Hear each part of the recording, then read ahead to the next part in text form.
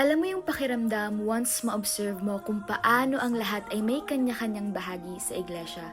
Mapapaisip ka na ang dami talagang ginagawang mabuti ng Lord. Ramdam talaga yung galaw ng pagmamahal niya sa lahat ng paraan. It's not really about the place, but it is still a home I want to care for dahil dito ako pinapalago ng Panginoon. Kaya, paano pa nga ba ako makakatulong sa burden para sa tahanang to? Meron tayong kapatirang bayanihan. It's our pledges every first Sunday of the month saved for our worship center's financial burdens. Para kay Lord at sa gawain niya to. After all, our giving should always be because we love the Lord Jesus. Kaya maliit man o malaki ang ating maibigay, kung lahat ay nagtutulungan, ito ay magiging makabuluhan. Join us in giving every first Sunday. Bayanihan tayo para kay Lord at sa kanyang iglesia.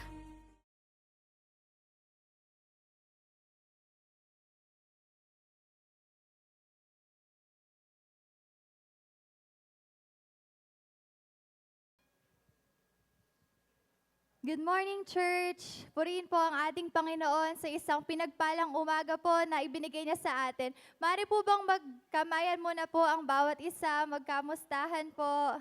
Ayan. Ang bawat isa po sa atin ay naririto ngayon at dinala ng Panginoon upang magpuri at sumamba sa Kanya. Kaya inaanyayahan ko po ang lahat na tumayo. Ngayon pong umaga ay atin pong ialay sa Panginoon ang ating buong isipan at ating buong puso. Let us surrender everything to Him. Let us come to Him, seek Him, and worship Him with all of our hearts. Kaya naman po, samahan niyo po ako sa isang panalangin. Aming Ama, tunay ka pong dakila sa lahat, O Diyos. Walang papantay, Panginoon, sa pag-ibig na alay mo, Father God, sa bawat isa. Father God, salamat po, Panginoon, sa biyaya at habag niyo, Panginoon, na laging bago sa bawat araw, Father. Salamat, Lord God, sa pagsama mo, Panginoon, saan man kami naroroon, Panginoon. Lord God, wala na po kaming nanaisin, Panginoon, kundi ang manatili sa presensya mo, aming Ama, at wala ng iba. And Father God, ngayon pong umaga, aming Diyos, ninanais po namin, Panginoon, na awitan ka, Lord, na purihin ka, Panginoon, at sambahin ka, Panginoon. Kami magtitiwala, Father God, sa inyong banal na Espiritu, na siyang sasama sa amin, Lord, sa aming pagsamba. Turuan niyo po kaming umawit sa Espiritu at katotohanan. Give us joy and gladness in our hearts, O Father. Marami pong salamat, aming Ama. We praise you in the mighty name of our Lord Jesus Christ. Amen and amen. Palakpakan naman po natin ang ating Panginoon. We praise you, Lord God, and we worship you, Father. Come on, church. Let us clap our hands and sing praises to our Lord Jesus. Let's sing joyfully to our Lord. We love to sing your praises, Lord God. Love to sing your praises, my sweet Savior, and remind my heart of what you've done for me. When I think of all the ways that you've been faithful, I rejoice to know that's how you'll always be. Always, forever and ever, you will be my God. You will always be the shepherd of my soul. Always, forever and ever, you will be my God. You will always be the same, and forever you will reign. I will live to praise your name always. So let's sing once more. You love to sing your praises. I love to sing your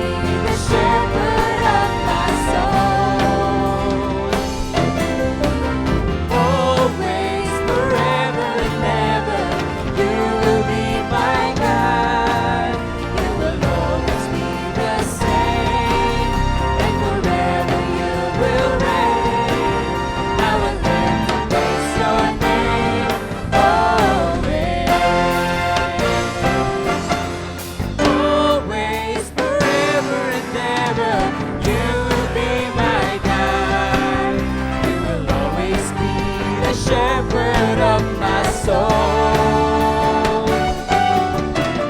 Always, forever and ever, you will be my God. You will always be the same, and forever you will reign. I will live to praise your name always. Always and forever. Always, forever and ever, you will be my God. You will always be The shepherd of my soul. Always, forever and ever, you will be my God. You will always be the same, and forever you will reign. I will live to praise your name always. Always, forever and ever, you will be my God. You will always be the shepherd of my soul. Always, forever and ever, you will be my God. You will always be the same, and forever you will reign. I will live to praise your name always. Always and forever, I will lift my voice to rejoice, rejoice, rejoice. Yes, Lord God, we will always rejoice in your presence, Lord. Salamat po, aming Ama. Oh, Father God, we thank you, Lord Jesus, for your presence, for filling this place with your presence, oh Father. Aming Ama, tanggapin niyo po, Panginoon, ang alay naming papuri, oh Father. Nanais po namin, Panginoon, na makatagpo ka, Panginoon, na marinig ang tinig mo, Father God. And Lord, we are in awe of you, Father, of how wonderful and how great you are, O Lord.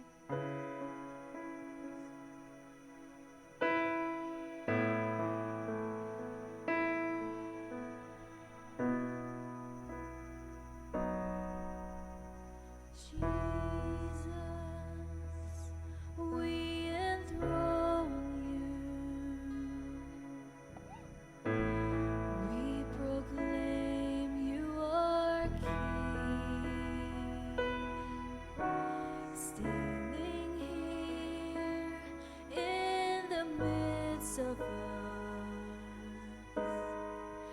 we raise you up with our praise. Minsan pa, Jesus, minsan. Jesus, we enthrone you. We proclaim you are King. Standing here in the midst of us, we raise you up with our praise. And as we worship, build your throne. And as we worship, build your throne. And as we worship, build your throne. Come, Lord Jesus, and take your place.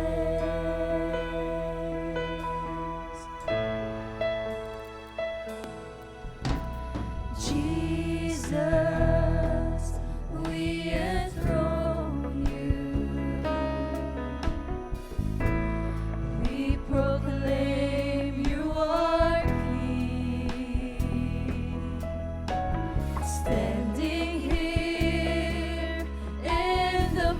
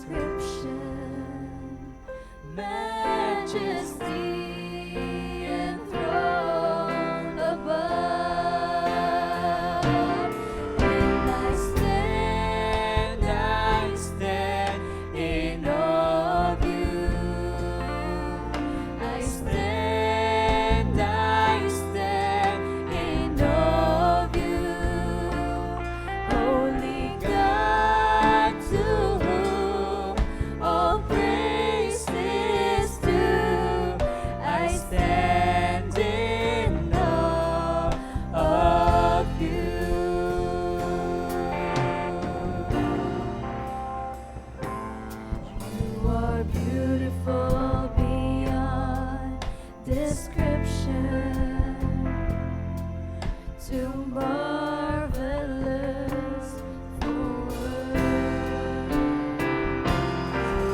too wonderful for comprehension,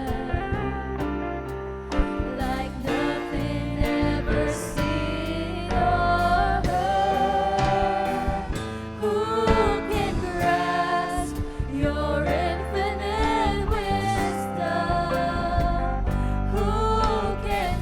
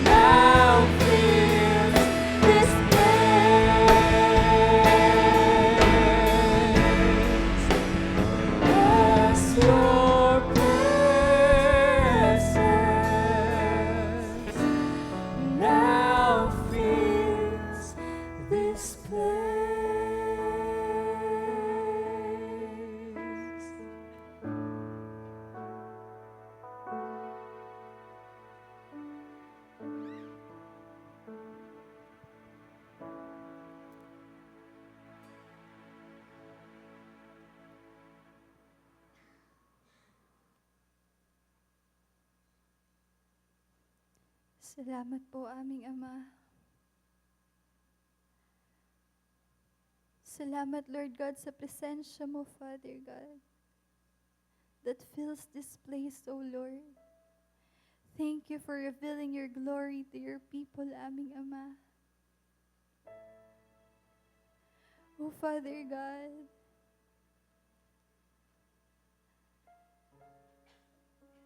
kami po, Panginoon, ay makasalanan, Lord.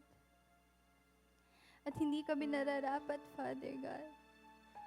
But by your grace, Lord Jesus, we are here, Lord. Malayang nakakalapit, Panginoon. Malayang nakakapagpuri, Panginoon, sa inyo. Father God, wala na po kaming ibang hahanapin, Lord God, kundi ang manatili sa presensya niyo, aming Ama. And Father, patuloy niyo pong baguhin ang aming mga puso, Lord. Patuloy niyo pong linisin ang aming mga puso, aming Ama. Ikaw lamang po, Panginoon, ang aming kailangan, Lord God, at wala nang iba, O Father God. Patuloy ka pong kumilos, Panginoon, at maghari sa aming mga buhay, aming Ama. Father God, we just want you, Lord God. We just want to worship you, Lord God. Ang ibigay, Panginoon, ang nararapat na pagsamba sa inyo, Father God. Ang ibigay ang aming buong buhay bilang pagsamba sa inyo, aming Ama. Father God, alam mo po, Panginoon, ang nilalaman ng aming mga puso, Lord God. Ikaw, Panginoon, ang nakakakilala, Panginoon, sa amin, Lord God. And Father, salamat po, Panginoon, sa grasya mo, Lord God. Kami po, Panginoon, inaririto, Lord God. Dahil lamang sa biyaya mo, Lord God, at wala nang iba, O Father God. And Lord Jesus, wala na po kaming dapat ipangamba, Panginoon, sa piling mo, Lord God. Wala na kaming dapat ikatakot, Panginoon, sa piling mo, aming Ama. For you are our King. You are our Lord. Salamat po, aming Ama. And Father, we pray, Lord God, that we may truly live a life that honors you, Lord, that brings glory to your name. Salamat po, aming Ama. Sa inyo na po namin inaalay ang pinakamataas na papuri, ang pinakamataas na pagdakila ng pasasalamat at pagsamba. Marami pong salamat, O Diyos. Ito po ang aming samot panalangin sa pangalan ni Jesus. And your church says, Amen and Amen. Thank you, Lord Jesus. We praise you, Father. To God be the glory po, and we may now all be seated.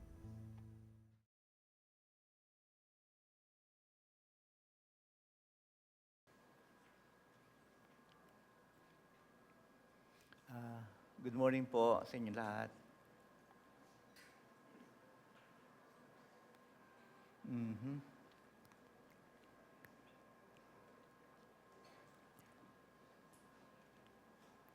Noong nakaraang linggo po ay natalakay po natin ang aklat po ng pahayag,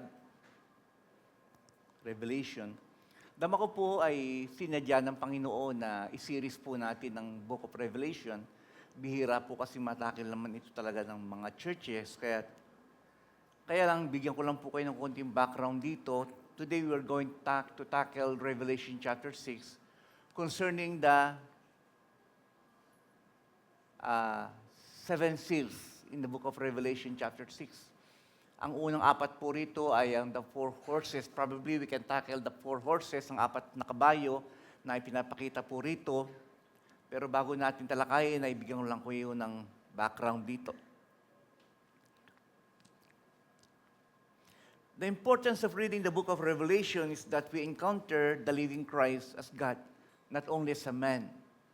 Ito pong lagi kong pinapaalala sa mga tao. Kapag nagsishare po ako ng ebanghelyo, ay nagtataka sila bakit. Ba't ako nagbago? Bakit napunta ako sa pagpapastor samantalang engineer po ako? excited po ako sagutin ang mga tanong ng mga tao. Anong pagkakaiba ng pagkakilala mo kay Jesus noon at ngayon? Ang sagot ko po ay, nung hindi pa po ako Kristiyano, nakilala ko si Jesus bilang tao. Yan naman tayo lahat eh. Halos karamihan sa atin galing sa Catholic. Ang Catholic ay kinilala ang Panginoong Hesus bilang tao. Pinanganak nung unang Pasko, namatay nung mahal na araw. Tapos na, wala na. Hanggang doon na lang. Kaya't ang tingin ko sa Panginoon noon, tao lang.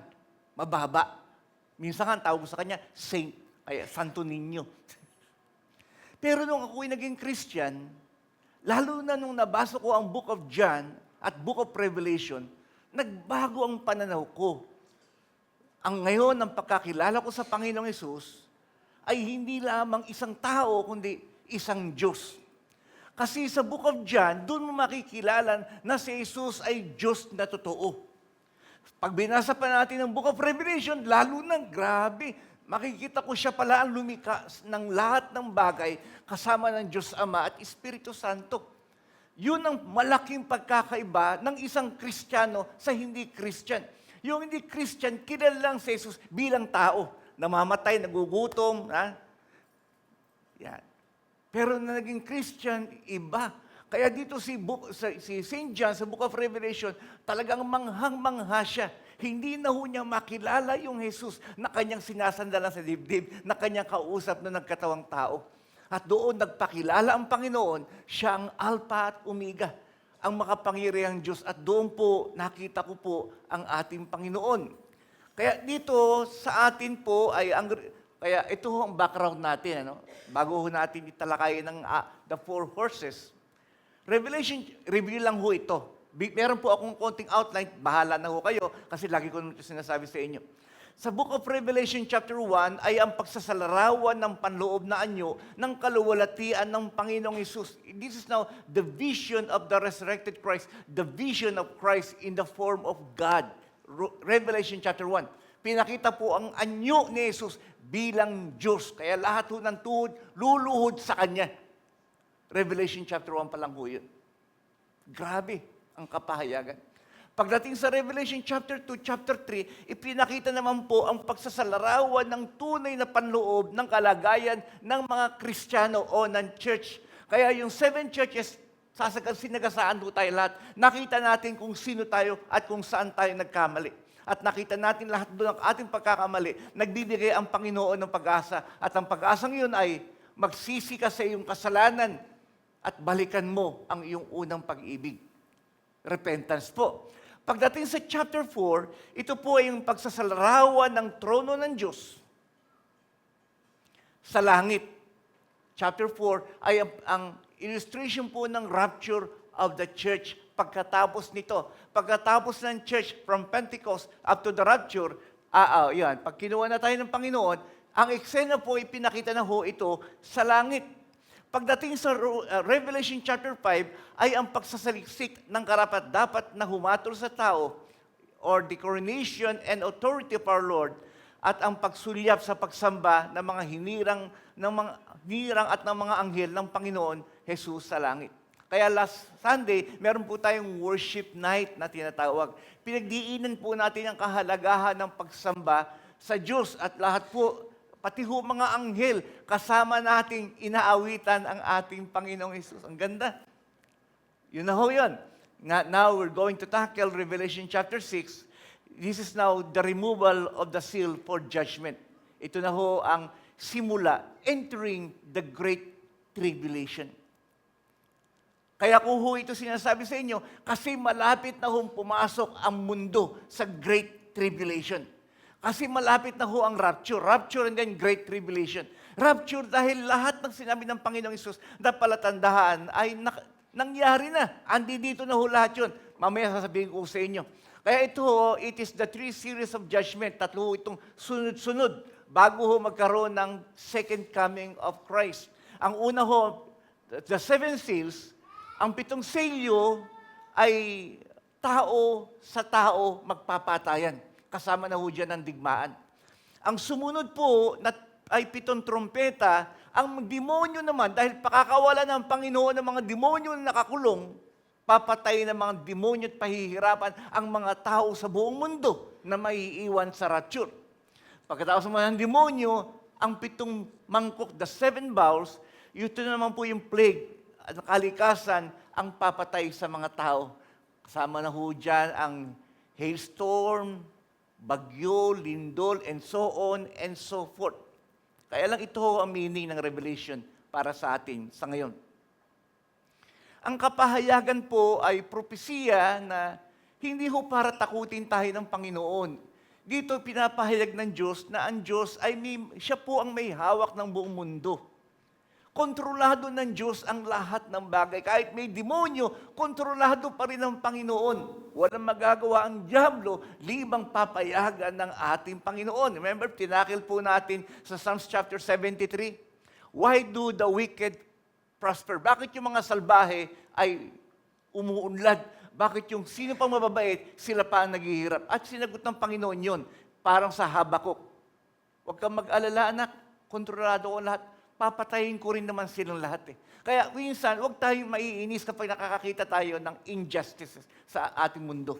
Dahil kontrolado pa rin po ito ng ating Panginoon. Ito lang ang aral ng Panginoon. Kung hirap na ho tayo sa ating buhay, puro problema, kaliwat kanan. Pero Kristiyano tayo, ang sabi ng Panginoon sa Book of Habakkuk, the righteous shall live by faith. Parang ito ang suma ng Panginoon sa Habakkuk Huwag kang mababagabag sa mga nakikita mong katiwalian sa iyong kapaligiran. Ako ang bahala sa kanila. Basta ikaw, sabi ng Panginoon, ikaw, magpatuloy ka sa iyong pananampalataya sa akin.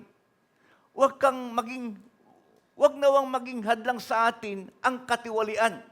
For example, in our government, maraming tao nababagabag dahil sa tindi ng korupsyon sa ating gobyerno.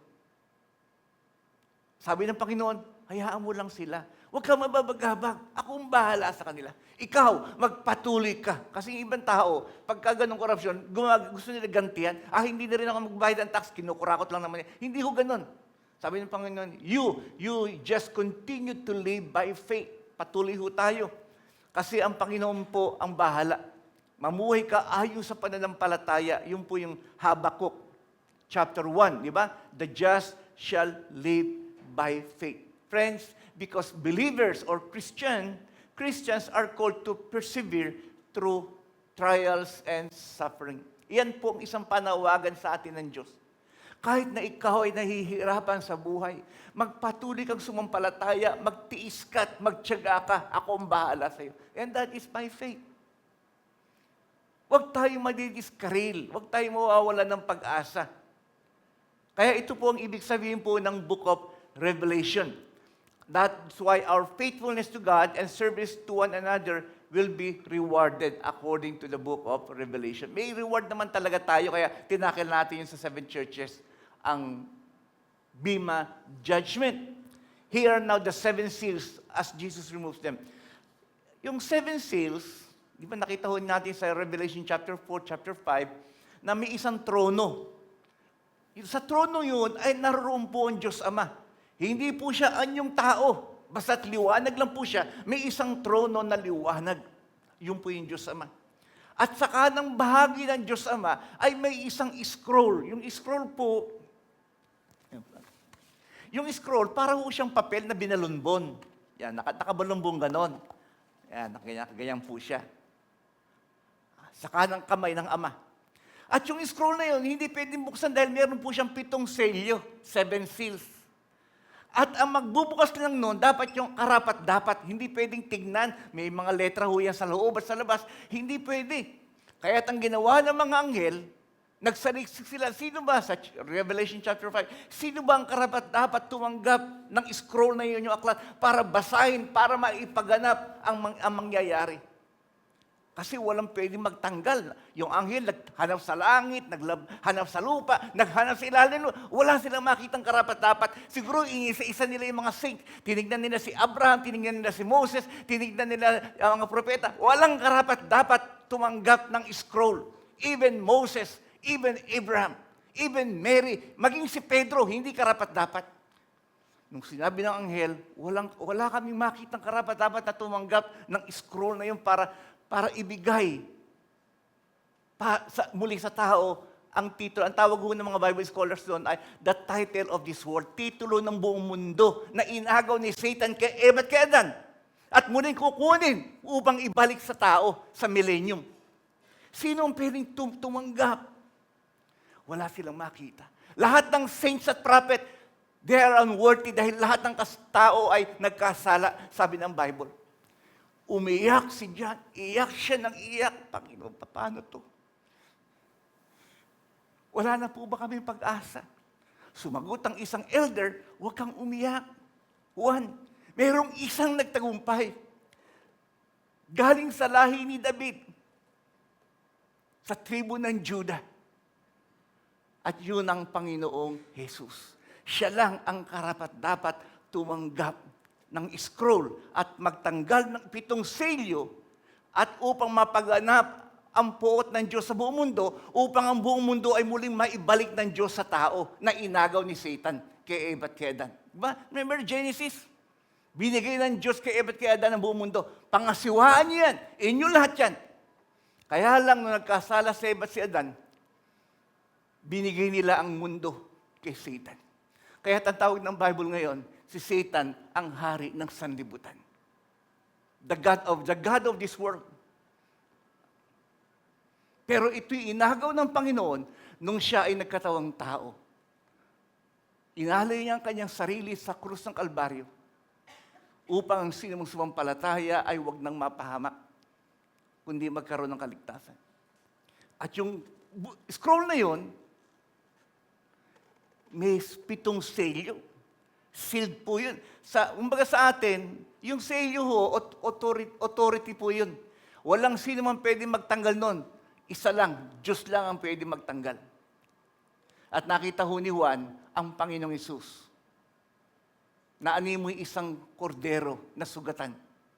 At siya po ang karapat-dapat, kaya't ang Panginoong Hesus na anyong tao at anyong Diyos ay lumapit sa trono ng Diyos Ama at kinuha ang scroll at ibinigay naman ng Ama sa kanyang bugtong na anak na si Jesus. Galing, ano? Ako, pag pinababas, para ako nanonood, wow, ang galing naman, ang galing ni Lord. Unang selyo, tinanggal ng Panginoon. Ang tawag po doon ay, sa akin, the first seal represents deception.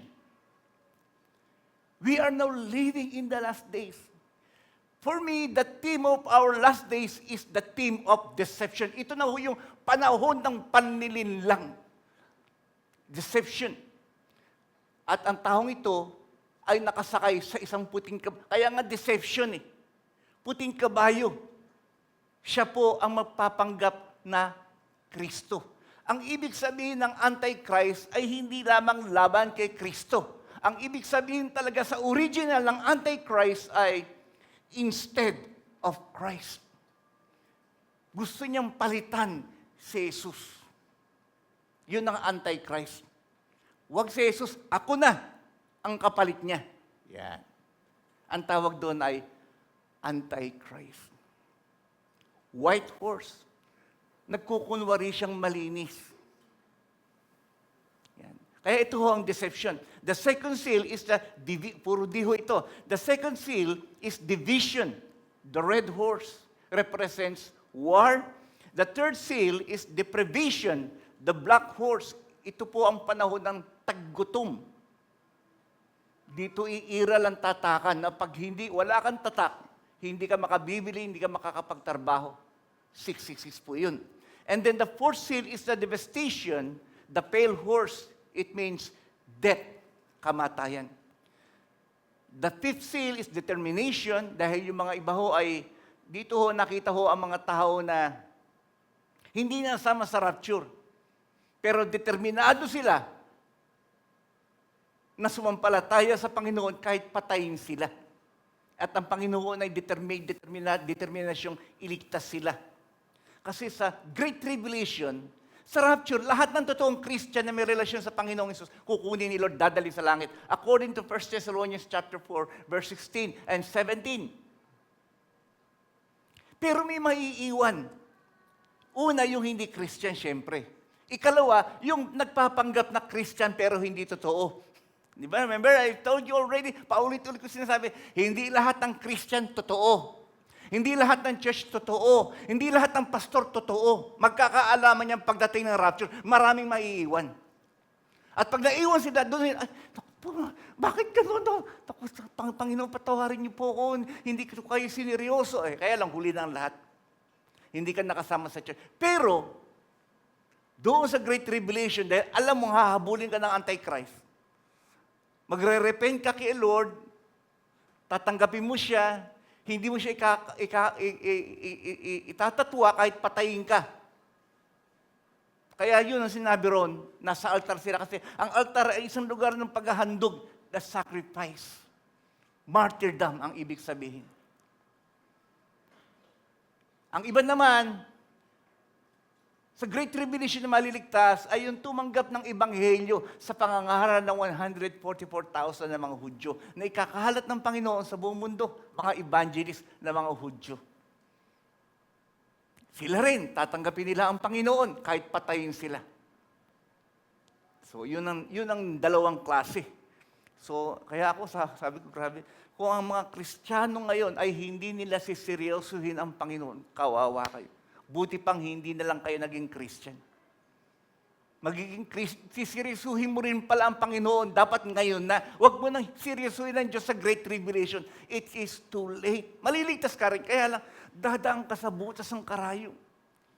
Kasi sa Great Tribulation, sabi ng Panginoon, yun ang pinakamahirap na panahon ng daigdig na mararanasan ng mga tao. The word tribulation from the Greek word, it is tribulon. Ibig sabihin ay pagbabayo. Binabayo lahat ng tao. Yun yung isang palaya na palay binabayuho ng mga magsasaka para ihiwalay ang palay sa bigas. Yun ang ibig sabihin ng tribulon.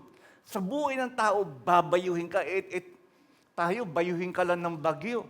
Ito hindi, bagyo ng buhay ang babayo sa'yo. Talagang hirap na hirap ang tao. Mahirap po yun. Sabi ni Lord sa Matthew chapter 24, verse 21, "For then there will be great tribulation, such as has not been from the beginning of the world until now, no, and never will be." Isang beses lang po mangyayari ang great tribulation sa end time, after rapture. After the rapture of the church. The Great Tribulation will happen immediately after the rapture of the church. Pagkatapos, nag-rapture na yan. Bukas, simula na ang Great Tribulation. Ang nakikita ko dito, kaya nilagay ko deception. Kasi in our time, this time, in our season, this is now the season of deception. Panininlang. Lumalaganap na po ang panininlang sa buong mundo. The Antichrist is preparing himself. Nagsisimula na niyang lokohin ang mga tao. Ang mga tao naman na walang alam sa Biblia, utu-utu. Mamaya, papaliwanan ko sa inyo bakit. Next, the first four angels, the first seal are often referred as the four horsemen of the apocalypse. Apat na mga ngabayo describes utter destruction and desolation. That's why the first, bakit nga ba kabayo ang pinakita roon ng Great Tribulation? Friends, first of all, ang kabayo ay simbolo ng pakikipagdigma. Nung unang panahon, ang digmaan ay simbolo ng kabayo. Di rin katulad pagkadigmaan, baril, granada. Hindi, noon po ang digmaan, kabayo. Kaya yung unang selyo, pakikipagdigma sa pagkukunwari, digmaan ng panlilinlang. Ang ikalawang kabayong pula, digmaan talaga ng tao, patayan.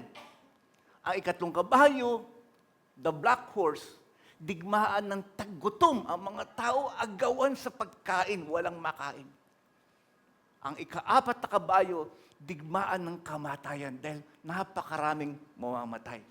That's why the first seal is deception. So tinanggal ng Panginoon ang isang selyo. Basahin natin ang Revelation chapter 6, verse 1 and 2. The white horse, the conquest, the Antichrist, or para sa akin, it is the deception, ang panlilinlang ng Antikristo o ni Satan sa tao. Ay, nako, ang daming taong naloloko ngayon.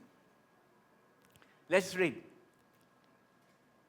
Revelation chapter 6, verse 1. I watched as the Lamb opened the first of the seven seals. Then I heard one of the four living creatures say in a voice like thunder, "Come." And I looked, and there before me was a white horse. Its rider held a bow, and he was given a crown, and he rode out as a conqueror bent to conquest. Revelation chapter 6, verse. Kaya yung una, puting kabayo. Lilitaw siya upang lokohin ang mga tao. White represents peace, pero hindi siya totoo. Kaya sabi ko sa inyo, ilan ho sa inyo rito ang naloloko? Ang dami yung manloloko ngayon. Online lang, ang dami manloloko. Business, marami manloloko. Hindi mo alam kung sino ang pagkakatiwalaan mo. Pine-prepare na ho ito ng panloloko, panlilinlang. That's why Antichrist means not only against Christ, but it means instead of Christ. The world is now preparing for deception. Kaya lang ang tao ho, madali na ho utuin. This is now the age of deception. Hindi nyo ho napapansin. Halos lahat na po ng ginagawa at ating nakikita ay hindi na ho totoo. Karamihan po dyan, fake.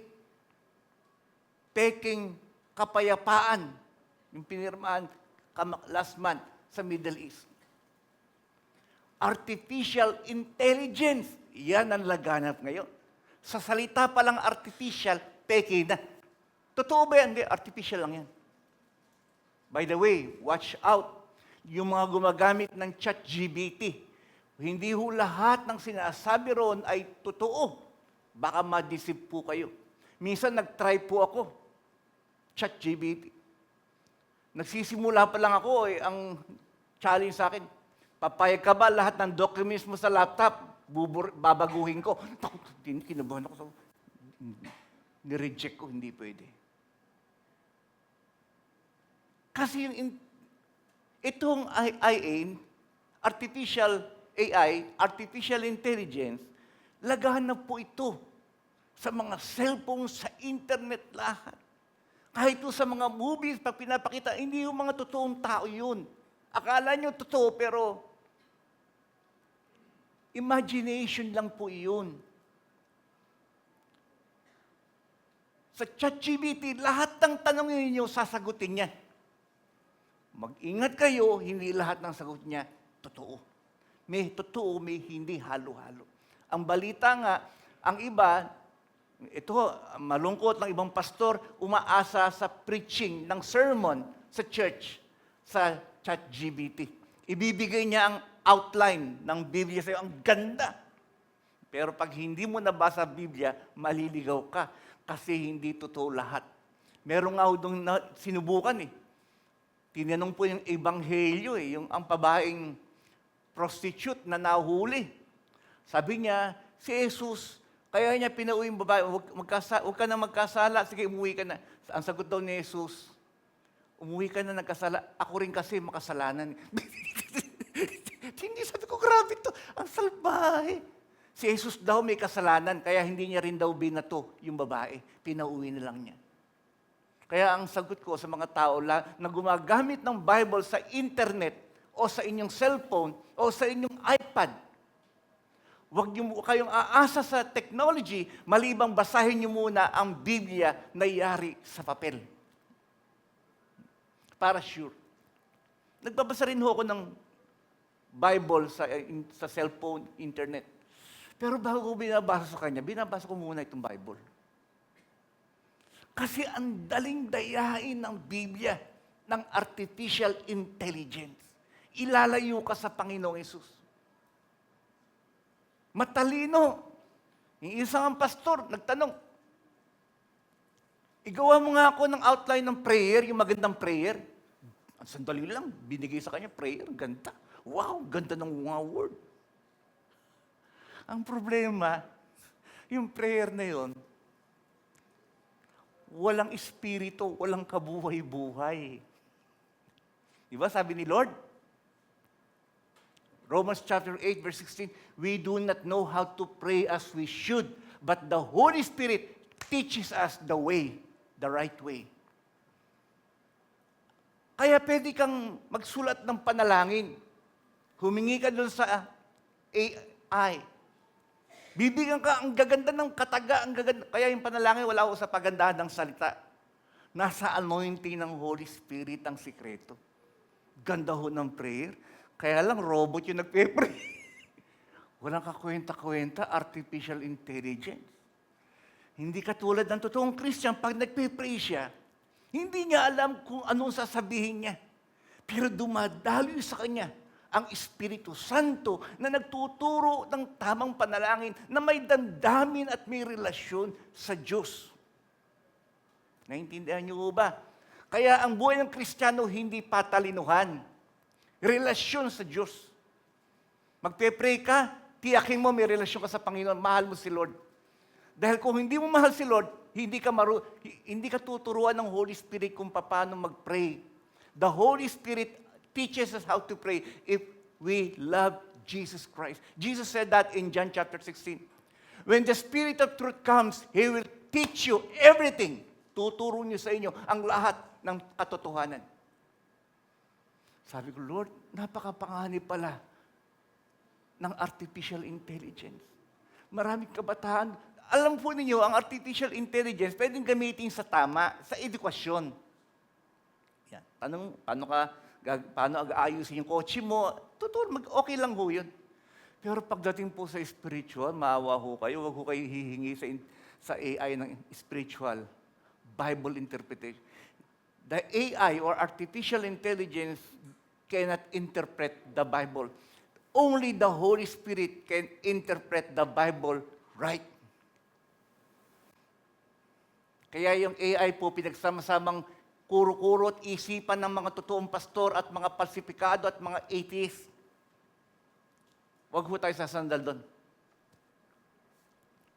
That's why the world is now preparing for deception hanggang lumitaw na ang Antichrist. Kasi ang Antichrist ang pinakapuno ng panlilinlang o panloloko. Kung gagamit kayo ng ChatGPT, gamitin nyo sa tamang paraan. Gusto nyo matuto magluto, mais ng bahay, etc. Okay. Pero wag nyong hihingan ng patungkol sa Panginoon o sa Bible. Hindi siya maaasahan doon. Eh sabi ko, tindi ng mga pastor, tamad mag-aral. Gusto yung kukunin na lang, tapos preach na lang nila. Gawa na eh. Hindi nila alam, friends, ang preaching, ang pangangaral ng salita ng Diyos, ay hinihingi sa Panginoon sa pamamagitan ng pananalangin.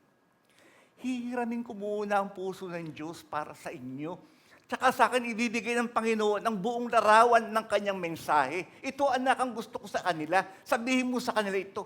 Kaya nga napunta tayo sa Book of Revelation. Wala naman akong plan-plan. Nasa dating church, pinagbabawalan akong basahin at ituro ang Revelation. Ay, brother, di mo tuturo ang Book of Revelation na sa loob ko. Nilagay nga ron, sabi nga ni Lord, napakapalad ng mga tao magbabasa ng Book of Revelation. Ba't ayaw niyo mabasa sa akin? Kasi akala nila magkakamali ako. Kung gagamitin ko sarili kong utak, magkakamali ako. Pero kung aasa ako sa Holy Spirit, alam ko hindi ako magkakamali. Because the Holy Spirit is the perfect teacher concerning Bible prophecy. Sabi ko, grabe yung mga pastor. Tamad, ayaw mag-aral, ayaw manalangin. Gusto i-preach na lang. O, ang ganda ng preaching ko, ha? You know? Ganda nga preaching mo, wala namang kabuhay-buhay, walang ka-spirit. Ganda ng prayer ko, ganda ka ng prayer mo, ganda ng mga word, wala namang kabuhay-buhay, walang espiritu. Because Jesus said, the Spirit gives life. The flesh profits nothing. Ang Holy Spirit lang po ang nakapagbibigay ng buhay sa Biblia. Ang Holy Spirit lang ang nakapagbibigay ng buhay sa ating pananalangin. Ang Holy Spirit lang ang nakapagbibigay ng buhay sa ating praise and worship. That's why I always reminding our praise and worship team, pag hindi kayo nag-praise sa Panginoon, humaharap kayo dito, patay kayong bata kayo. Magpe-perform lang kayo ng walang kakwenta-kwenta. Hindi nyo madadala ang mga tao sa presensya ng Diyos. Dahil bago ka manalangin, bago ka umawit, bago ka mag-gitara, lahat ng gagawin mo, dinudulugo yan sa Panginoon. Bubuhayin ng Diyos ang iyong pagtugtog, ang iyong pag-awit. Ang Diyos, ang Holy Spirit, ang pipili ng awit na iyong pipiliin para sa kaluwalhatian ni Kristo. Ganon po katindi ang gawain ng Diyos. Because the work of God cannot be accomplished by the work of the flesh. Kahit matalino ka, I don't care. It can only be accomplished by the work of the Holy Spirit. And the Holy Spirit works when you love Jesus Christ. Mahal na mahal mo si Lord. Tapos mananalangin, yun ang gustong-gusto ng Holy Spirit. Mahal na mahal mo si Lord. Tapos umaasa ka sa Kanya, sumasandal, the Lord will anoint you in praise and worship. Will anoint you to play the guitar. Will anoint you to share the gospel.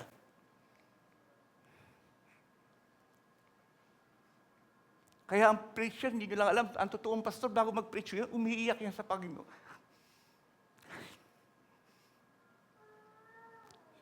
Sasabihin niya, hindi ko alam ang aking sasabihin, Panginoon. Anong gagawin ko? Kulang ang aking kaalaman. Kulang ang aking kakayanan. Pero Panginoon, mahal mo ang iyong bayan. Pinili niyo po ako. Pumayag akong sumunod sa inyo sa kondisyong kayo ang mangunguna sa akin dahil hindi ko kaya. Diba parang kay Moses yan? Kung hindi nyo rin din kami sasamahan, Panginoon, huwag nyo na lang kaming ihatid sa lupang pangako. Kailangan namin samahan nyo kami. Hindi namin kayang mabuhay nang wala kayo. That's why a lot of church are being deceived by the enemy. Nalilin lang sila sa preaching, sa prayer, sa praise and worship. Yung praise and worship po karamihan ng church ngayon, ano na lang pakitang tao. Performance, para artista. Pagalingan ng boses, pagalingan tumugtog. Pero walang anointing. O di parang artificial intelligence ka rin. Kaya nga tinawag na artificial At ito, lahat po tayo na namamala. Nakukuha po tayo na artificial intelligence, artificial leisure, artificial, maging sa, yung ating, nalilibang ho kayo sa Facebook at saka YouTube, hindi ho ba? Diba, halos Facebook ho tayo ng Facebook. YouTube, tuwan-tuwa ho tayo. Kaya ang topic na binigay ng Panginoon sa ating ngayong November anniversary, focusing on Christ, Christ-centered. Looking unto Jesus, the author and finisher of our faith. Friends, Hebrews chapter 12 verse 2 yun Kasi pag tumingin ka sa hindi, okay lang ho, mag-Facebook kayo, YouTube kayo, okay lang ho yun. Ang problema, pag hindi nyo sinama ang Panginoon sa Facebook at YouTube, madideceive din kayo. Magugulat kayo yung Facebook na pinapanood ninyo, wala mga chismis na lang. Mga pornography na lang, mga bastos na. Tapos pagkatapos magugulat ka, parang nanglalata ako. Why? You have been already deceived by Facebook and YouTube. Even I myself, naranasan ko yun. Nagulat ako. Ang init-init ko sa Panginoon. Tapos tinignan ko sandali yung Facebook at saka yung YouTube. Parang namamatay ako. Parang nahihibok ako sa pinapanood ko. Tapos sinabi sa akin ni Lord, Anak, sa lahat ng gagawin mo, lagi mo ako isasama. Hindi ka mabubuhay nang wala ako. Hindi kita binabawalang tumingin sa Facebook o YouTube, pero isama mo ako. Para pag tumingin ka sa YouTube, pinipili natin kung ano yung papanoorin mo. Oo nga pala. Kasi minsan yung gusto natin yung pinapanood natin. Kaya pag, hindi ito gusto ni Lord, iba. Sa Facebook, ganun din. O, di Christ-centered. When you look into something in the world without Jesus in your heart, you are being attracted to the world. Na-attract ka sa sanlibutan. Pag na-attract ka sa sanlibutan, unti-unting nadireceive ka ni Satan. Nagiging lust of the eyes, lust of the flesh, and pride of life na tayo. Which is not of the Father. Grabe. Hindi ko alam ng mga Christian to. Kaya sinasabi ko sa inyo Alam ko kayo lahat, tumitingin kayo sa YouTube and Facebook, and so on and so forth. But mag-ingat kayo. Dapat Christ-centered. Isama niyo si Kristo sa inyong pagbabasa. Kasi si Lord lang ang magsasabi sa inyo kung anong dapat mong panoorin at hindi. Siyempre, susunod ka, mahal mo si Lord Di ba? Kaya yung mga kalalaki minsan, pornography na pinapanood doon sa YouTube tsaka Facebook. Ba't ko nga ba pinapanood dito? Christian ako. O yan. Biglang nabuhay yung pita ng mata tsaka pita ng laman. What then? You are now being deceived.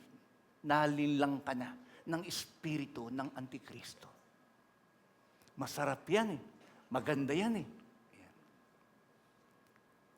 Yan ang problema. Friends, no matter where we exist in history, we must keep Christ central. In worship, as we worship Him, listen to His correction, trust in His sovereignty, and we have every expectation for His return to redeem all things and live with us forever. Importante yung team natin. Looking unto Jesus. Kasi ibang Christian, looking unto Jesus pag Sunday lang.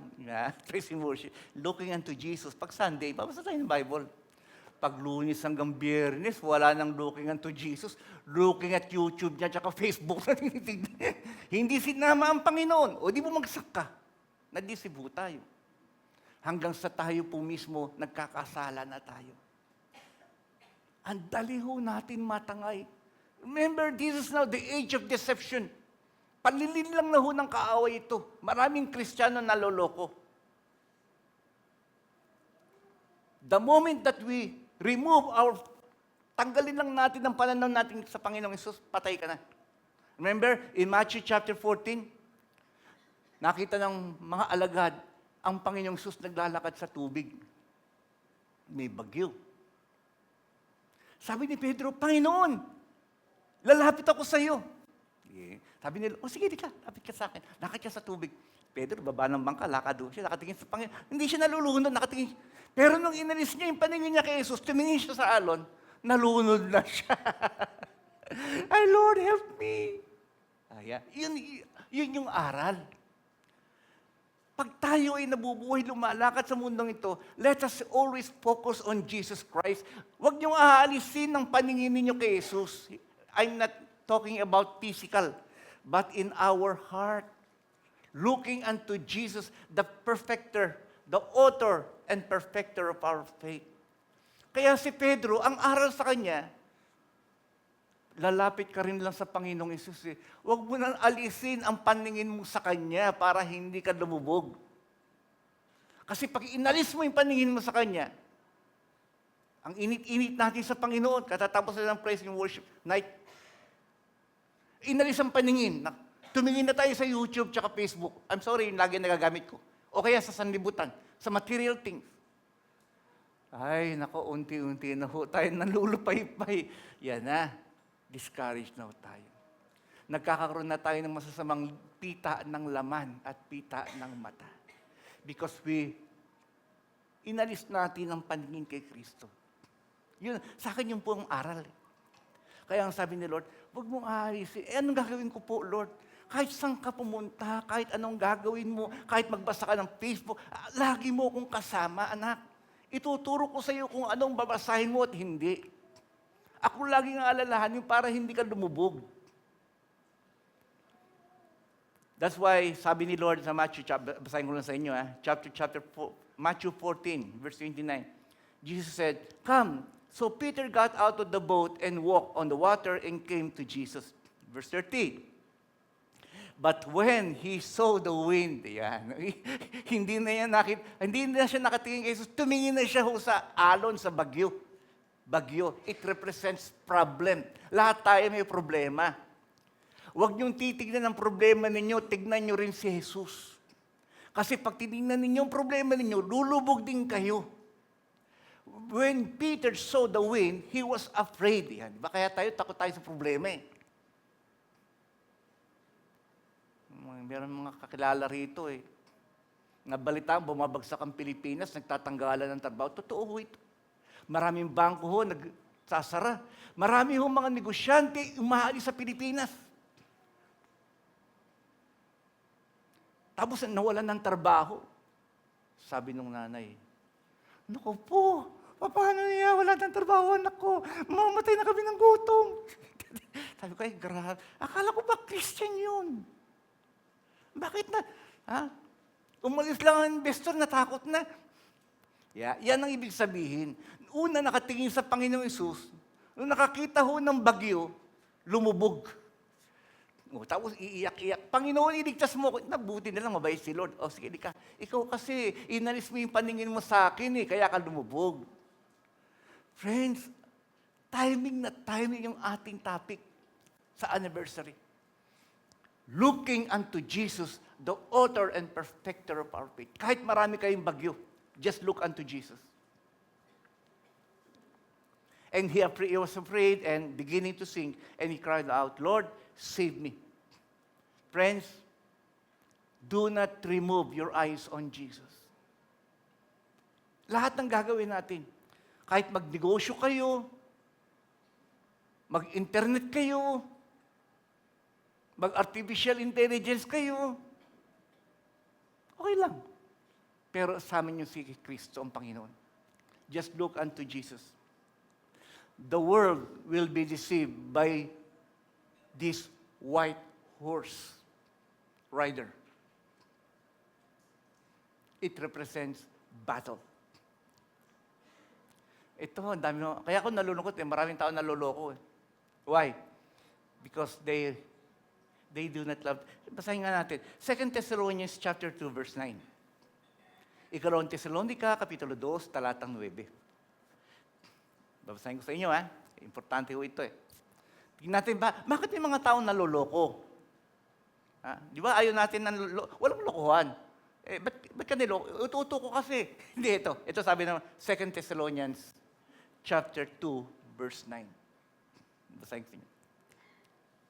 The coming of the lawless one, which is the Antichrist, is by the activity of Satan with all power and false signs and wonders. Verse 10, note. And with all the wicked deception, the word deception appear. And with all the wicked deception for those who are perishing. Sino ang mga naloloko? Yung mga napapahamak, yung hindi Christian. Why? Because they refuse, tinatangga nila, they refuse to love the truth and so to be saved. They refuse the love of the truth. Sino ba yung truth? Yung truth si Lord Jesus. I am the truth, the way, and the life. Dahil tinanggihan nila si Jesus, kaya sila naloloko. Verse 11, therefore, itong dagdag, itong mabigat. Therefore, God sent them a strong delusion or confusion so that they may believe what is false. Kaya mga Hudyo, tatanggapin nila ang false prophet, tatanggapin nila ang false Christ or the Antichrist because they refuse Jesus. Tinanggihan nila si Jesus O di tatanggapin niyo yung Antichrist. Ayaw niyo ng katotohanan, tatanggapin niyo ang kasinungalingan. Ayaw niyo ng tama, tatanggapin niyo ang mali.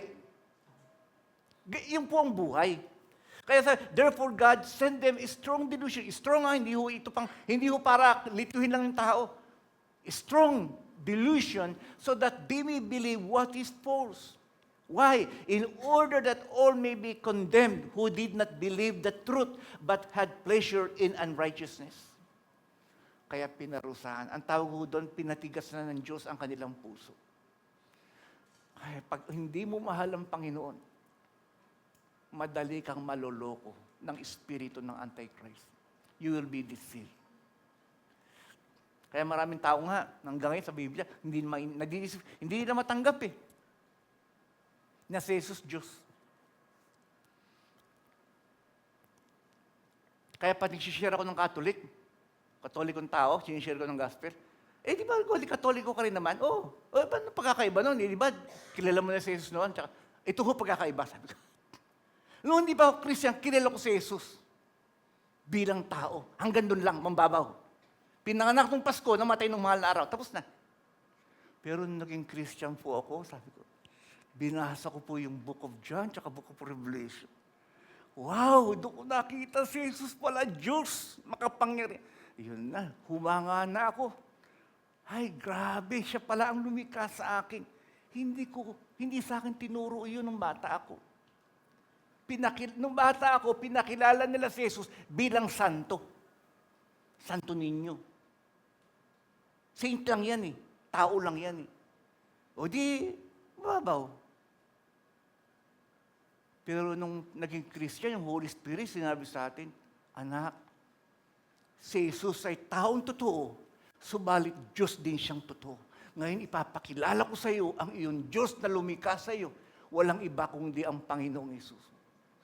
Book of Revelation na ho yun. Kaya si John, sa Revelation chapter 1, hindi niya makilala si Jesus. Kasi anyong Diyos Liwanag ang kanyang, by the way, nagpakita sa akin si Lord noon. Vision. Hindi ko alam kung na-share ko sa inyo to. Tagal na ho ito. Hindi pa ako pastor. 2 nakaputi, kakakain ko lang ng tanghalian. Nakaputi, nasa likod ko, tinapik yung balikat ko. Pagtakip ng balikat ko, umangat ako bigla, ang bilis. Hindi ko nakikita ang mukha nila. Pag dilat ko, kita ko ang liwanag. Tapos, nagsalita yung dalawa. Ngayon ko lang naintindihan, anghel ko pala sila. Sabi nila, Panginoong Jesus, binanggit si Lord. Ito na po siya. Para bang pinatawag ako mismo. Narito na po siya, Panginoon. Nakatalikod, nakita ko yung likod, puti. Yung sakong nakita ko.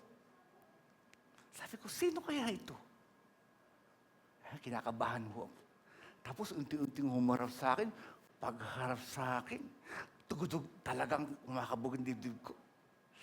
Tinignan ko mukha, pagtingin ko, parang araw ng katanghalian, nasilaw ho ako, hiyoko kagad ako.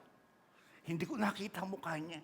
Nakita ko lang yung araw sa 12:00 ng tanghali na hindi mo pwedeng tignan. Mabubulag ka pag pinilit mo. Tapos nakita ko, hindi siya, nakbaw ko. Tinuturo akong gano'n. Matigas ang ulo ko. Hindi ako tinuturin to yung dalawang nakatid sa akin. Tinignan ko, wala na sila, iniwan. Ako na lang pala mag-isa, tsaka ang Panginoon. Nung pagturo sa akin gano'n, bumagsak ako. Nandoon na naman ako sa bahay namin, nasa upuan ako. Sabi ko, ano nangyari? Ano kaya yun? Hindi ko alam. Hindi ko pa rin binansin.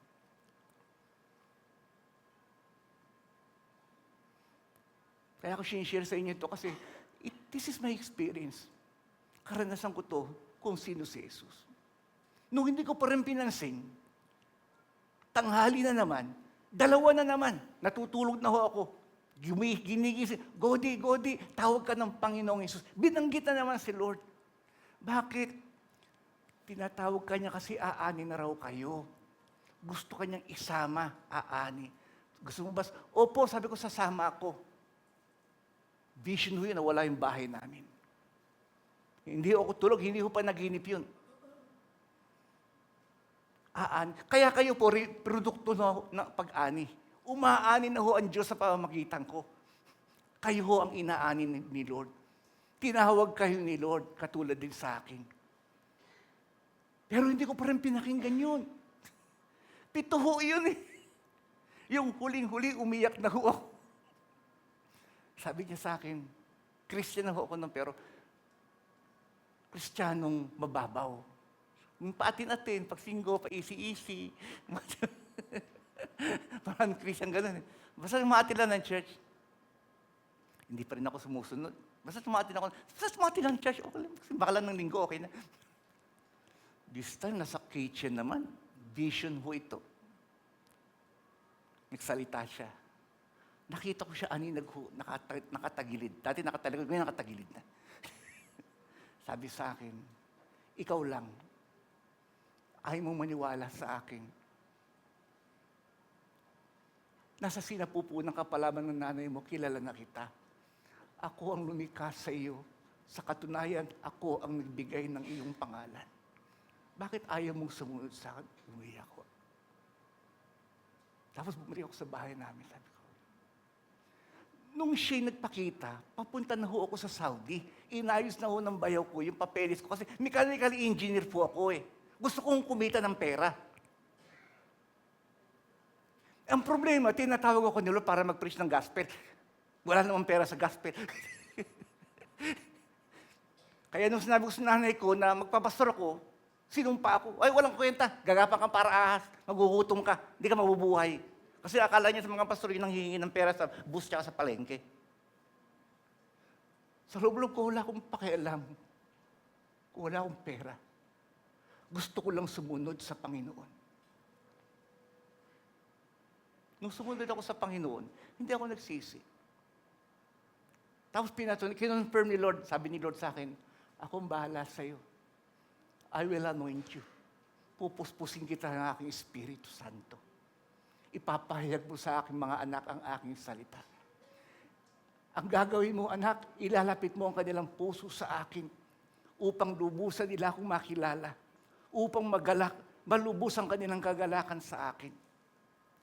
You know yun. Kaya ako sinishare sa inyo ito. Gusto kong makilala ninyo, hindi yung Jesus lamang na tao na namatay sa krus. Totoo, tao siya. But on the other side, siya po ay Diyos na lumikha ng langit at lupa kasama na tayo. Kasama ng Diyos Ama at Espiritu Santo. Pag nakilala niyo ang Panginoong Isus, imposibleng hindi kayo lumuhod at sumamba sa Kanya. Kaya ako nasasaktan ako kapag ang mga tao minamaliit ang Panginoong Isus. Haharap din kayo sa Panginoon. Yung mga ibang kulto, tao lang yan eh. Yari kayo sa Panginoon. Kaya yun ang sabi ng Thessalonians. Because they refuse the love of the truth, God will send upon them a deluding influence that they will believe what is false. Paniniwalaan nila ang kasinungalingan. Okay, diba? Grabe ho, ano? Kaya ang Panginoon po, siya po yung may kontrol ng langit at lupa.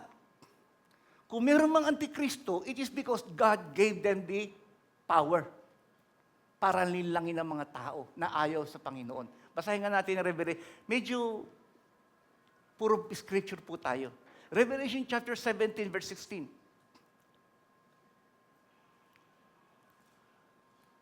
And the 10 horns that you saw, and the beast will hate the prostitute. Ito po yung false prophet. They will make her desolate and naked and devour her flesh and burn her up with fire. For God has put it into their hearts to carry out His purpose by being one of mind and handing over their royal power to the beast until the word of God are fulfilled. Meron pong tinatawag na 10 sungay.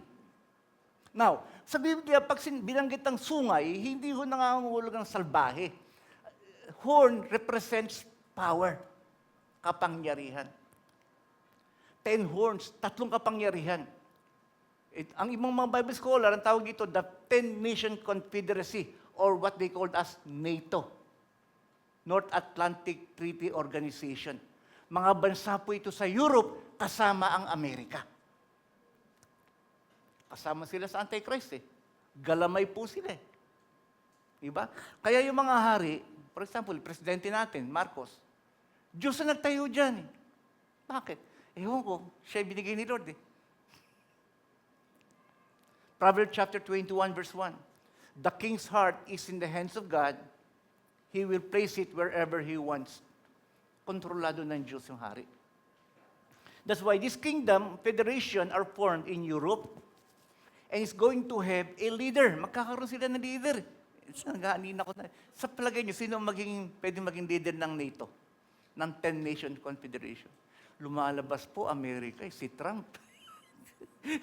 Akin lang ho ito, ha?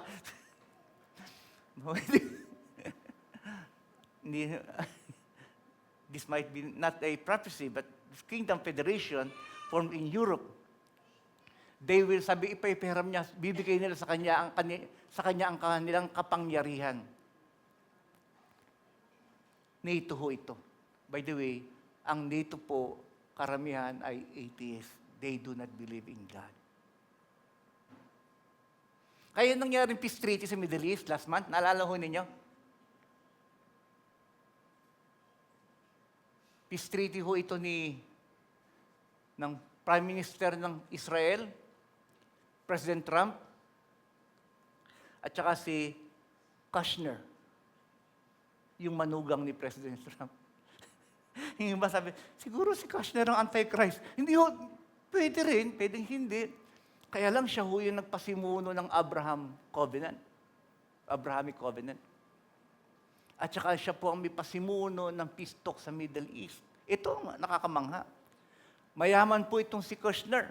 Meron siyang building sa New York. Ang address po ng building, kasi bilyonaryo to eh. Ang address ng building niya, alam niyo kung ano? 666. Hindi ako maniwala. Yung pamilya niya nagagalit, bakit mo binili yung building na yan? Yung number 666, may sumpa yan. Sabi ni Kushner, wala namang problema rin, ang ganda naman yung 666. Kaya yung iba, sabi, siguro ito Antichrist. I don't care, I don't know. Di ba? Peace treaty ho yun. Ito, sabi na 1 Thessalonians chapter 5. Kaya ito ho, sabi nila, nangyayari na ho yun, Daniel chapter 9 verse 27. Prophecy ho yun. Makikipag-treat siya, yung Antichrist, makikipagkasundo sa Israel sa loob ng 7 taon. Pero yung kapayapaang yun ay peke.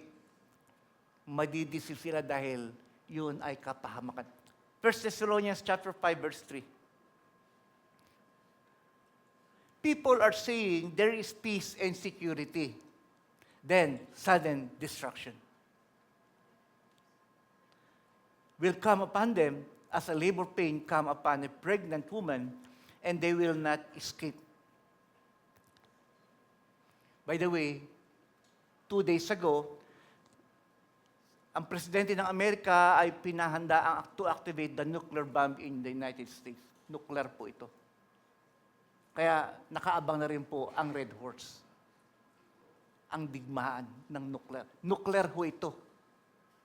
Nasa Revelation po yan eh. Pag binasa ho natin. That's why the signing of peace, Arab world, Kushner, Netanyahu, and Trump, peke ho yun. Okay. Ano ho tayo? May time pa ba tayo? Sige, may time pa ho tayo. Oh, tapos, pagkatapos ng unang selyo, lumabas po siyempre yung Antichrist, yung instead of Christ. Bubunutin naman ng Panginoon yung ikalawang selyo. Kasi yung lahat ng selyong ito, ano ho ito? Maraming tao ang mamamatay. Bilyon. Tao sa tao. Kasama na digmaan. The second seal, Revelation chapter 6, verse 3 and 4. Babasahin ko sa inyo. Revelation chapter 6, verse 3 and 4. When the Lamb, yung Lamb dito si Lord Jesus Christ, siya po yung Lamb of God. When the Lamb opened the second seal, I heard the second living creature say, "Come." Then another horse came out, and a fiery red one, kulay pula, red horse. Hindi po yung alak red horse. Pakikipagdigma po ito. Its rider was given power, yan, binigyan siya ng kapangyarihan, to take peace from the earth para alisin ang kapayapaan. And to make men slay one another. Ito, tao sa tao magpapatayan. Wala pa ho ang demonyo rito. To him was given a large sword. That's why red horse, the color of the blood. Matthew chapter 24, verse 6. Sabi ni Lord, and you will hear of wars and rumors of wars. See that you are not alarmed, for this must take place, but the end is not yet.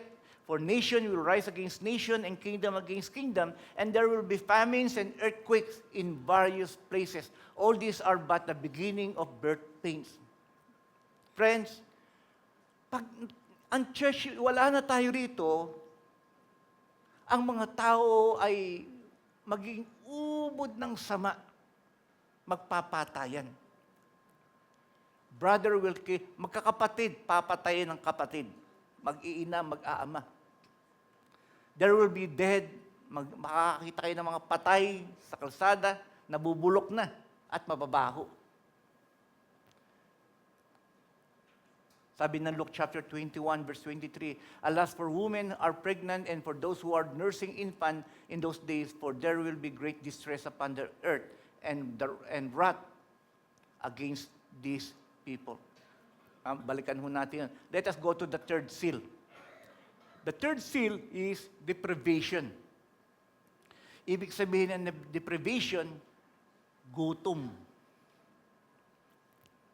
The third seal, basahin natin Revelation chapter 6, verse 5. Tatapusin ko na lang ho ito siguro. When the Lamb opened the third seal, I heard the third living creature say, come. And I looked, and there before me was a black horse. Its rider was holding a pair of scales in his hands. Then I heard what sounded like a voice among the four living creatures, saying, a quart of wheat for a day's wages, and 3 quarts of barley for a day's wages, and do not damage the oil and the wine. Ibig sabihin, ang pagdurusa ng tao rito, pagkatapos ng digmaan, ay gutom, walang makain. Sabi nga ron, sa verse 6, ang kikitain ng tao sa maghapon ay sapat na para lang sa kanyang sariling pagkain. Luktawin natin kasi ipo-forward ko ito mamaya. The fourth seal is a devastation, death. The fourth, Revelation chapter 6, verse 7. When the Lamb opened the fourth seal, I heard the voice of the fourth living creature say, come and look, and there were before me was a pale horse, isang kabayong maputla. Its rider was named Death, and Hades was following. Close behind him, they were given power over fourth of the earth to kill by sword, famine, and plague by the wild beasts of the earth. The death effect, that is the effect of these four horsemen. Kamatayan po ito. According to the Bible, about 25% of human being around the world will die in just one day. Isang araw lang ho yun. That is about billions of souls. Billion tao ang mamamatay. 1/4 of the earth's people die. That's about 2 billion people sa ating populasyon, sa ating pangkasalukuyan. Sabi ho ng verse 8, ulitin ko And I looked and behold a pale horse, and its rider name was Death, and Hades followed him. Ang kamatayan at ang impyerno ay kanyang kasunod. And they were given authority over the fourth of the earth to kill. Binigyan ni Lord ng pahintulot na patayin ang lahat ng ika-4 na bahagi ng tao sa buong mundo. With the sword, with famine, nagutom, and pestilence, peste. By the wild beasts of the earth, it means death will receive. It means this, death will receive the body, but hell will receive the soul. Ulitin ko, ang ibig sabihin po nito, ang kamatayan ay tatanggapin ang katawan para mamatay. Subalit ang impyerno naman ay tatanggapin ang mga kaluluwa para sunugin. Yan na.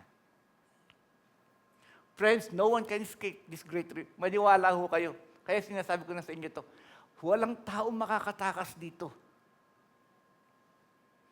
According to Revelation chapter 9, verse 6, they will seek death, but death will flee from them. Dahil sa tindi ng hirap, gutom at hirap ng buhay, mas nanaisin pa ng tao ang mamatay, magpapakamatay sila kung maaari na. But the Bible says, but death will flee away from. Hindi ka mamamatay kahit uinom ka ng lason, kahit magsaksak ka na magsaksak. Pahihirapan mo lang ang sarili mo. Dahil ang Great Tribulation is about torture. Kaya sabi ko sa inyo, babayuhin ang mga tao. Torture. That's why man cannot hide from God after death. Pagkatapos, hindi ka pwede magtago sa Diyos. Hahabulin ka. Pagkatapos mamatay, andyan ang impyerno. Pagkatapos ng impyerno, andyan ang Great White Throne Judgment. Pagkatapos ng Great White Throne Judgment, andyan ang dagat-dagatang apoy ng impyerno. Saan ka pupunta? Alang takas ng tao rito. Grabe, no? That's why Revelation chapter 20, verse 13 says, Revelation chapter 20, verse 13. And the sea, yung sea dito ay mga bansa. And the sea gave up the dead who were in it. Death and Hades gave up the dead who were in them.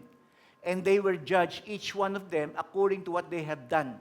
Hahatulan na ng Diyos ang lahat ng tao, batay sa lahat ng kanilang pinaggagawang kasalanan. Buti na lang tayo makasalanan din. Kaya lang yung kasalanan natin, kinuha ng Panginoong Hesus, pinako niya sa krus.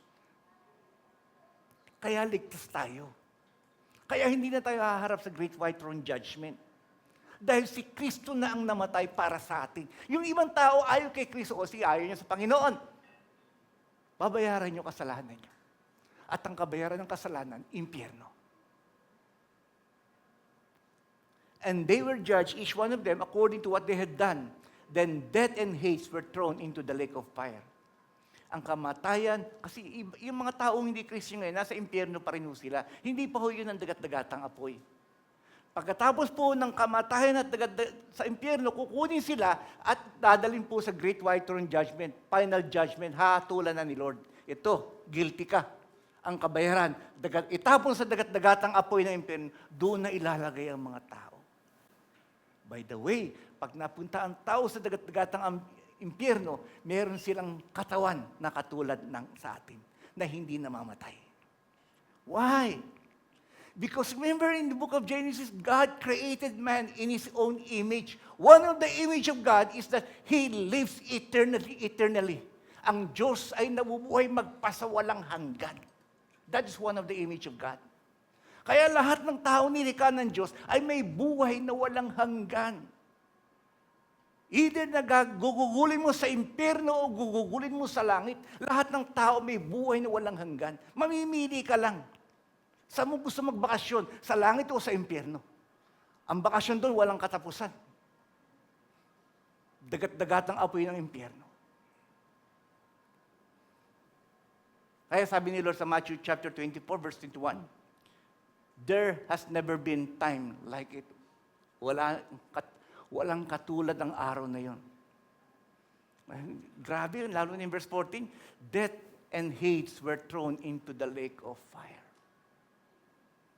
Walang gagawin ng mga tao doon sa impyerno, kundi sumigaw ng sumigaw. Aray ko, patawad ko. Wala, habang buhay ganun ka, hindi ka mamamatay. Dahil ang tao ay ginawa ni Lord upang mabuhay magpasawalang hanggan. Sana nga yung tao, sabi ko, sana pag namatay yung tao, wala na. Hindi ganun eh. Because God loves human being. Mahal tayo ng Diyos. Kaya sabi niya, come, let us build man in our own image. Mabubuhay din silang katulad natin, magpasawalang hanggan. Kaya ang gusto ni Lord, mabuhay tayo sa piling niya sa kalangitan. Magpasawalang hanggan. Walang katapusan. Kaya either walang katapusan sa langit o walang katapusan sa impyerno. I will end with this. In Europe, ito na ho, kasi pestilences, isa huwi sa papatay. In Europe, hindi ko anong generation po ito, I think it is during the 14th generation or 13th generation, 14th generation. Marami hong mga tao, milyon ng tao na mamatay dahil sa daga. Ang tawag po doon ay bubonic plague. Kaya ang ginawa po ng mga taga-Europa ay pinagpapatay nila ang mga daga, 95% ng daga napatay po nila dahil nagkalat ito ng sakit sa tao, bubonic plague. Ano ba yung bubonic plague? Ang bubonic plague, called the Black Death, it killed millions in Europe during the Middle Age. Ito po yung daga po kasi marumi. Maraming huyang bakterya. Prevention involves reducing exposure to mice, kaya ayaw nilang hahawakan ng daga. Lalayo siya kasi may kasama ho itong,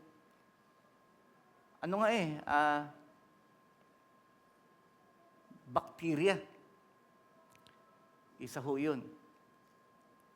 Kaya pinagpapatay nila mga daga, pero ang dami nang namatay na tao. Ito ang issue. Pagkatapos silang patayin ng daga, yung mga daga pala, meron pa yung maliliit na kulisap na nakatira sa kanilang mga balahibo na lumulukso sa balat ng mga tao. Dami pa rin namamatay. Wala nang daga, dami pa rin namamatay.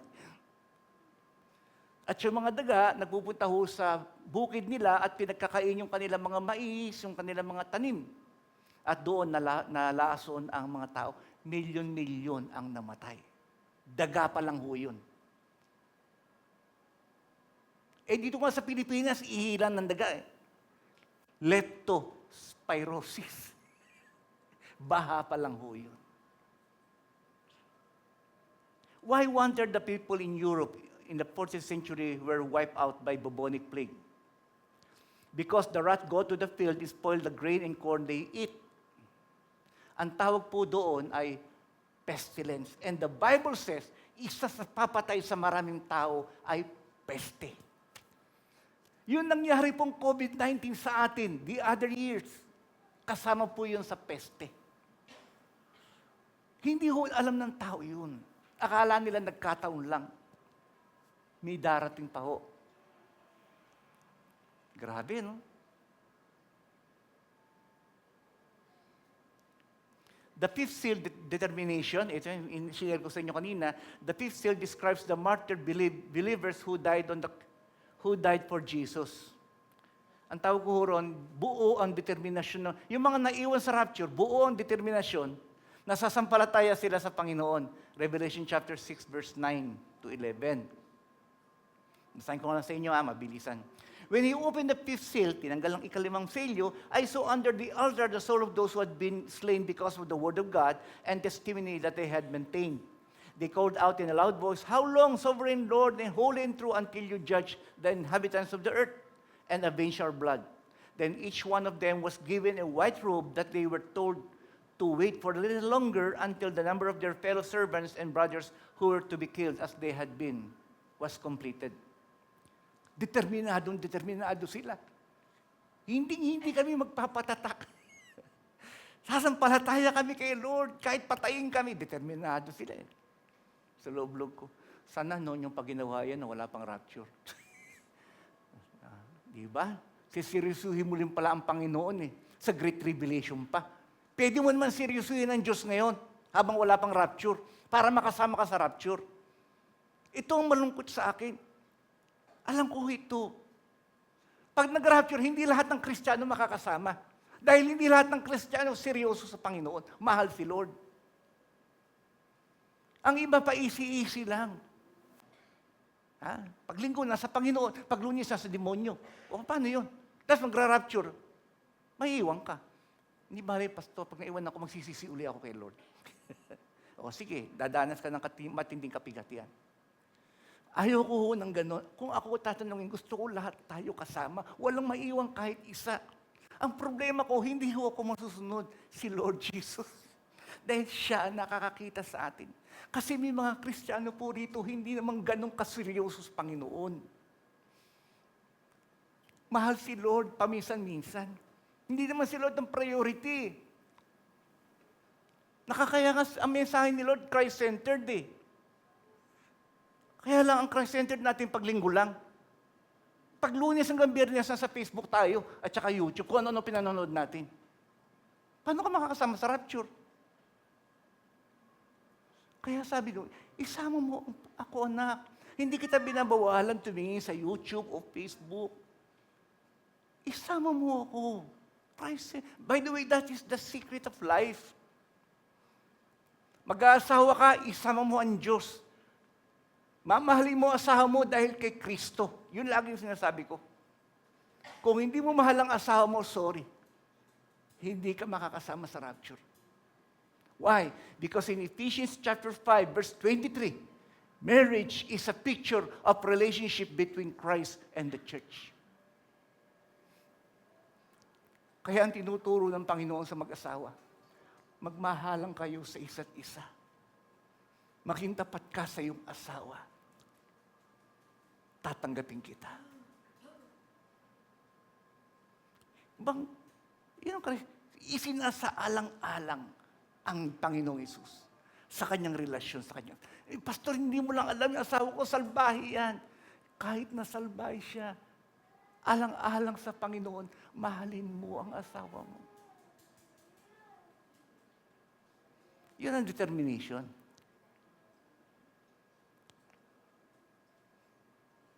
Kaya karamihan po, sa Great Tribulation, yung mga sasampalataya sa Panginoon, ito, naging martir, they are not a part of the church anymore. But they are saved by the grace of God also. Niligtas naman sila. Una, yung mga taong hindi seryoso sa Panginoon. That's why I pray, lahat sana tayo seryoso kay Lord. Mahalin niyo si Lord ng buong puso. Manalangin kayo sa Kanya, sumunod tayo sa Kanya. Isama natin siya. Kung may kaaway ka, patawarin mo for the sake of Christ. Kasi lagi, Christ-centered nga eh. Hindi matanggal sa puso ko itong Christ-centered. Looking unto Jesus. Love your wife, love your husband, love your enemy. Christ-centered eh. Manonood ka ng sine, isama mo ang Panginoon.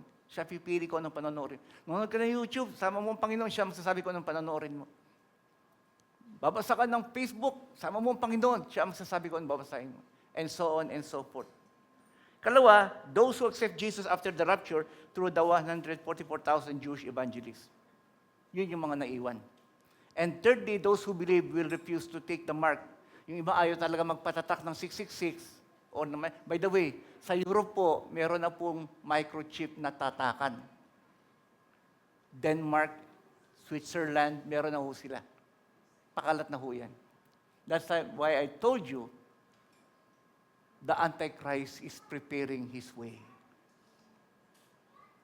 Andiyan na ho. Deception. Deception is coming. But Jesus said, if we will pray at manalig sa Panginoon, you will not be deceived if you love Jesus. Kaya sila, nasa altar sila. Kasi ang altar po is a place of sacrifice. I will end with it. Okay pa ba kayo? Mga 5 minutes pa? O, gutom na ho kayo. Tapusin ko na ho, alanganin eh. The sixth seal is disruption. Ito ho yung disruption, yung sixth seal, pagtanggal ng ika-6 na selyo, ito na ho yung nuclear holocaust. Ito na ho yung sinabi ni Trump the other day. Ihahanda na nila ang kanilang mga nuclear bomb. Ika-6 na selyo na ho yun. Ang mga may nuclear bomb, Amerika, Russia, China, North Korea. Marami pang iba. Ang Pilipinas po wala. Pero meron tayong itak. Babasahin ko sa inyo, ha? Revelation chapter 6, verse 12. I watched as he opened the sixth seal, there was a great earthquake. Lindol. The sun turned black like sackcloth, nagdilim ang araw. Of the goat, made of goat hair, the whole moon turned to blood, red, and the stars in the sky fell on earth as the late figs drops from the fig tree. When shaken by strong wind, the sky receded like a scroll rolling up, and every mountain and island was removed from its place. Revelation chapter 6, verse 12 to 14. The earth rolls up like a scroll, obviously a reference from the first century perspective of what nuclear explosion will look like. Kasi yung nuclear, parang yung mushroom. Milyon ang pinapatay ng atomic bomb o ng nuclear bomb. Ito na ho yun. When they hit the earth, they pulverize dirt, yan na. Material remain, nuclear, dami hong apektado. Marami nang mamatay dito. Ito yung earthquake, ipapakita ko sa inyo. Ito ho, pinara-prophecy po ito noon pa. Pero ngayon nangyayari na. According to NASA, nung NASA ho yung space study sa Amerika, the reason for many, ba't ang daming lindol? Is that when the planets are online together, align. Yan, di ba? Kailan ho nag-align yung mga planets? 2 weeks ago lang. Last month. Lahat ng planeta, Jupiter, Saturn, pare-pareho, align. Nangyari eh. Kaya sasabihin ko sa inyo, pag nag-align ng mga planeta, their gravitational pull causes huge storm on the sun. Apektado ang araw. They say the sun flares in storm could alter the wind direction of the earth and then it causes rotation of the earth more speed. Kaya pala sabi nila, bumibilis ang ikot ng mundo. Noong pa to sinabi, pero nangyari na ho ito last month. Sabi niya, bakit bumilis ang ikot ng mundo? Sabi, ito yun. Kaya ngayon mas madali ang araw. Sabi, ang bilis ng araw, ano? Hinahabol na ni Lord ang second coming. I copied them. Sabi ng Revelation chapter 6 verse 15. Then 6:15 verse 17.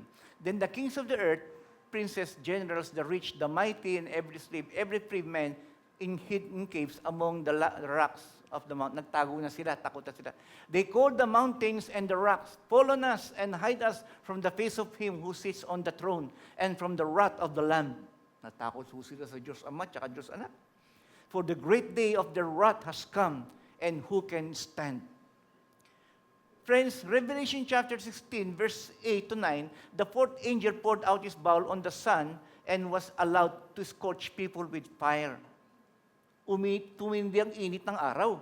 And they scorched by the first heat. Nasusunog na ho sila. And they cursed the name of God. Ayan, akala niyo ho ba kapag ang tao nahihirapan, maglalapit sa Diyos? Hindi.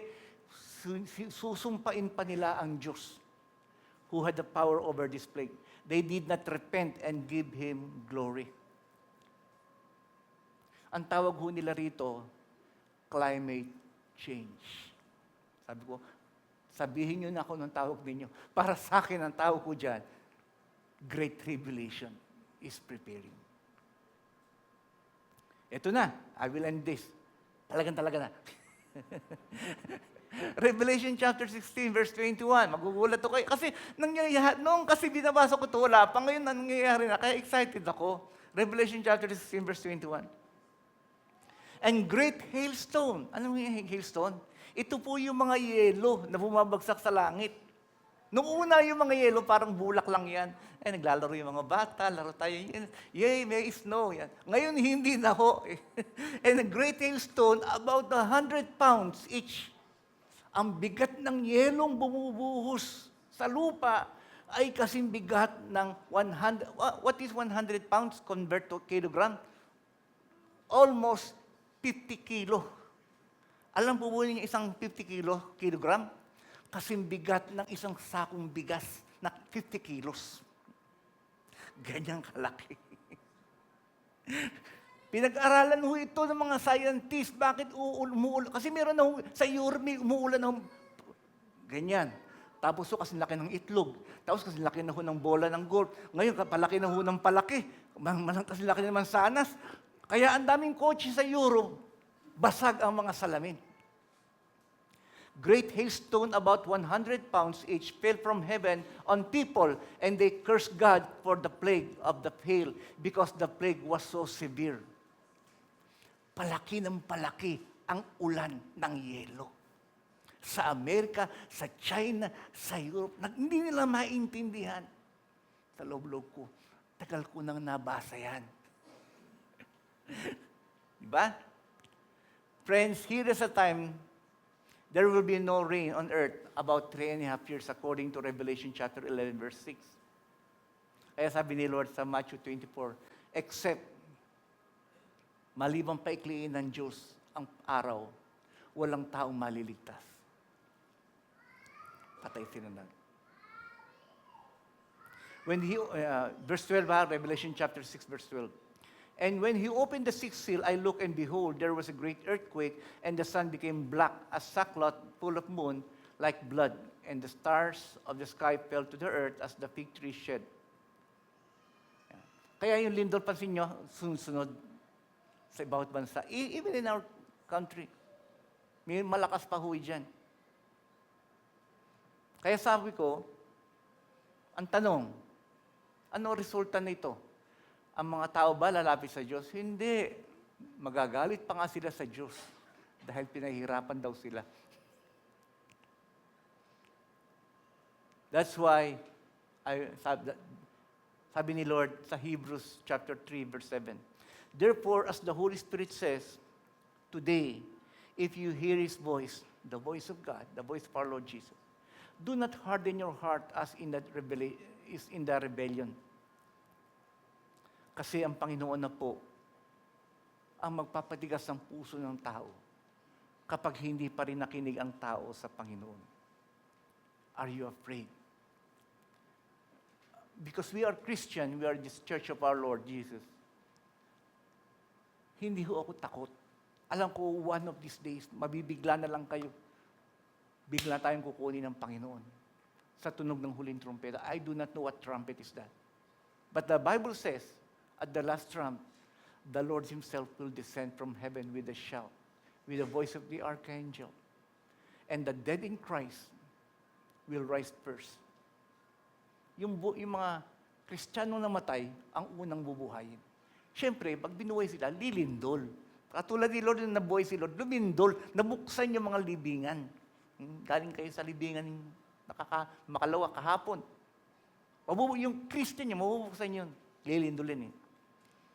Tapos mga Christian na buhay, hindi papahuli, sasalubungin natin ang Panginoong Hesus sa himpapawid. Upang sunduin tayo ng Panginoon at dalhin sa langit. Upang ipakilala tayo ng Panginoong Hesus sa Kanyang Amang Banal sa ating Ama. Ama, narito po ang mga taong tinubos ng aking dugo. Silang lahat ang iyong mga anak. Ang ganda po, happy ending po yung sa atin. Kaya hindi ako takot. Kaya ang tip ko lang po sa inyo, let our lives, ang buhay natin, isentro nyo lang kay Kristo. Kahit ano ang ginagawa ninyo, ilagay nyo si Kristo sa puso.